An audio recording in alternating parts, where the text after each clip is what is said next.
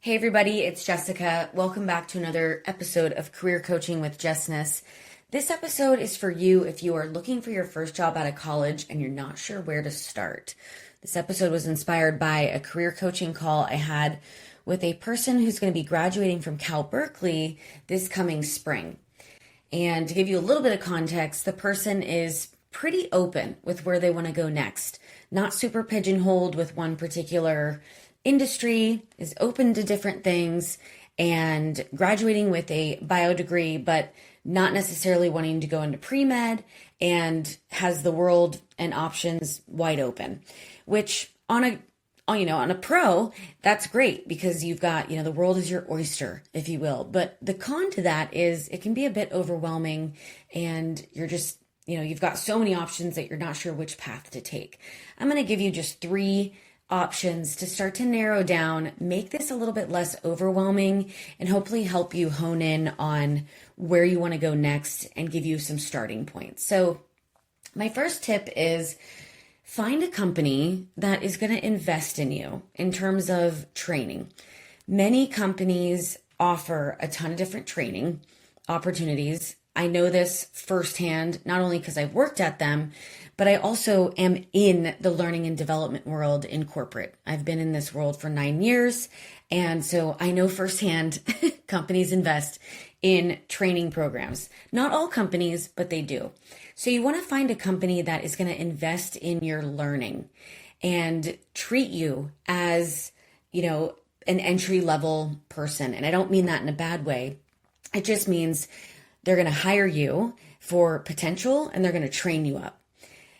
This is something that you want to start out with versus going into more of maybe, I totally get this if this is where you're at, but going into kind of a cush job, or maybe you're totally burnt out from school and you're like, I just want to get into a job to just kind of take my foot off the gas, relax, maybe do something kind of in between, and then I'm going to get into my quote unquote career.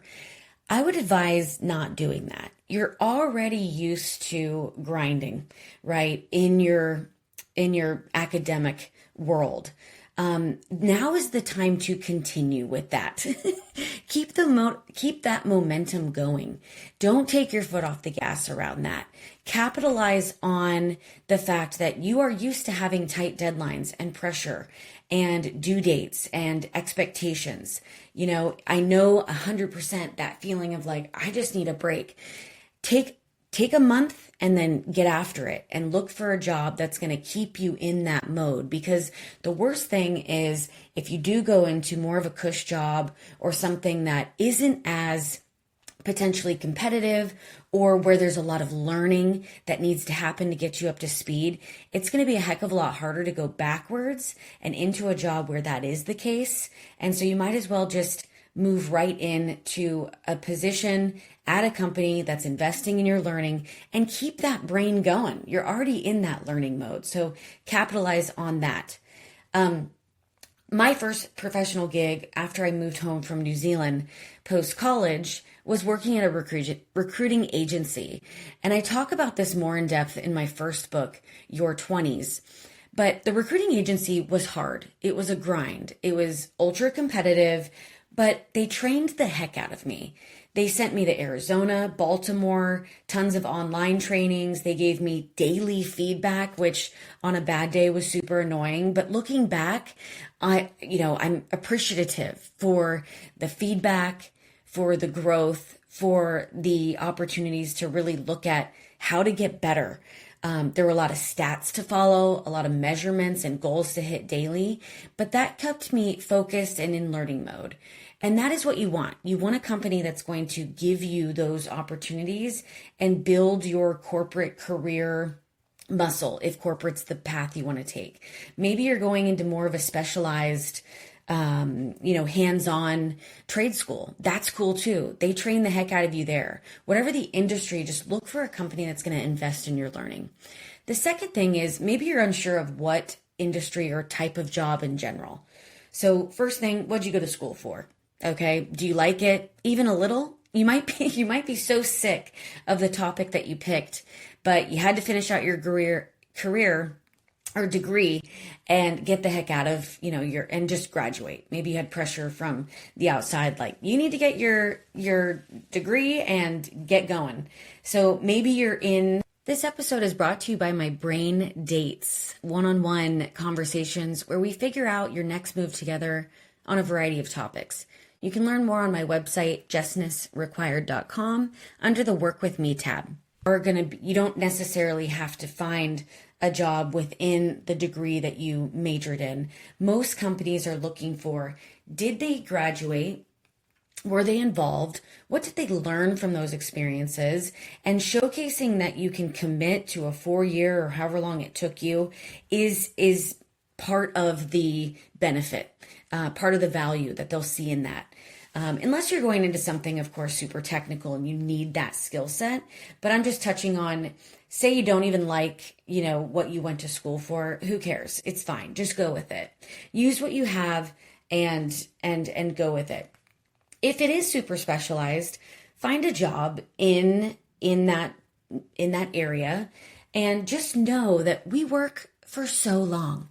We work for 50 years of our life. That is a very, very long time. So just know that whatever you choose now doesn't have to be your forever career, your end all be all. Just pick something and get on with it. Pivot later if you hate it. You have time. So time is on your side.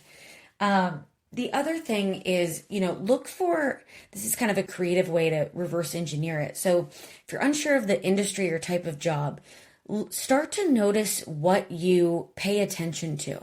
What are you pondering in your free time? What are you saving? What are the last 10 things you saved to your Pinterest board?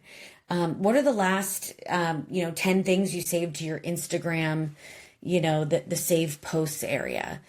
What topics are you searching online constantly? What do you fill your time with? Those are some natural inclinations to what you might be interested in. And you can reverse engineer it and say, okay, I'm Pinteresting, whatever.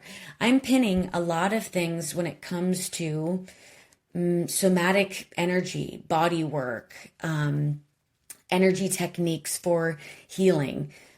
Maybe that'll give me a little clue into, I might want to go into the healing arts. Maybe a lot of your buddies and you are always talking about how to fix cars and, this part really works for that, or I always order from there. What's the best way to fix this or solve that? Use what you talk about and what's in your natural inclination and what you're moving towards as clues. And you can treat this as a little experiment to kind of uncover and have some self-discovery on where to go next. And then just try it out. Just start applying in that industry or the type of job. And if you find that the things that you're pinning or saving on Instagram or talking about or Googling or ChatGPTing doesn't make up, you're like, it's all just a mismatch. It's random and nothing makes sense. Just try to think about, all right, what are the aspects of each of these things? What are some of the skill sets or topics? Kind of zooming out a little bit more, not being so literal with like, well, I'm saving a bunch of clothes. I love clothes. And maybe there is a career in clothes or something that you want to do around fashion or design, but try to think about, what is it about clothes, for instance?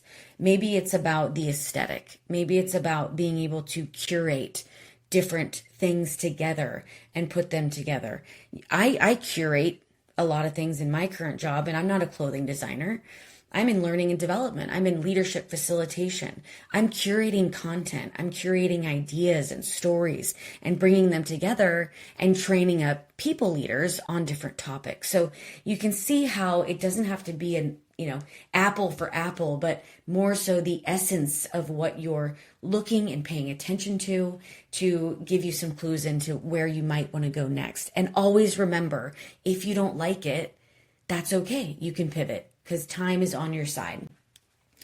The final thing I want to share with you is, if you are still overwhelmed and unsure, my biggest tip, and the thing that I share a lot with my career coaching clients, is craft your list of non-negotiables. And I'm not talking about putting together, 20 things, overall. I'm thinking, 3 to 4 things tops. And excuse me, what I mean by that is your non-negotiables are things that are absolute no's, or things that you just don't like or don't want, and you're very clear on it. And so if you pick these 3 to 4 things and you have them in mind, this can come really in handy when you're out there searching for jobs in the millions of different job postings that are out there and different sites and all of that.